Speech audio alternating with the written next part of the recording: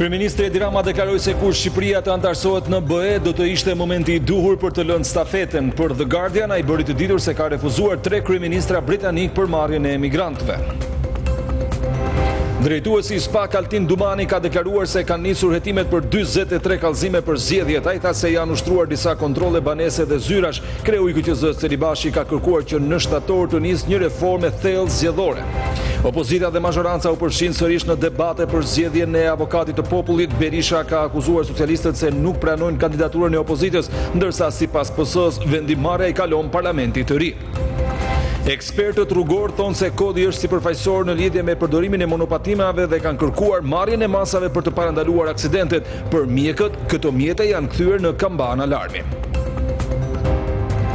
Në një video mesazh, lideri suprem i Iranit Ayatollah Ali Khamenei ka deklaruar fitoren e tij në luftën me Izraelin. Sa u përket sulmeve të SBA ndaj objekteve bërthamore, ai ka deklaruar se nuk morën rezultatet, ndërsa i quajti show deklaratat e Trump. Pas 16 vitesh, Anglia dhe Gjermania përplasin sërish për titullin e kampionit të Evropës për moshën deri në 21 vjeç. Finalja do të zhvillohet të shtunën dhe do të transmetohet ekskluzivisht në TV Klan.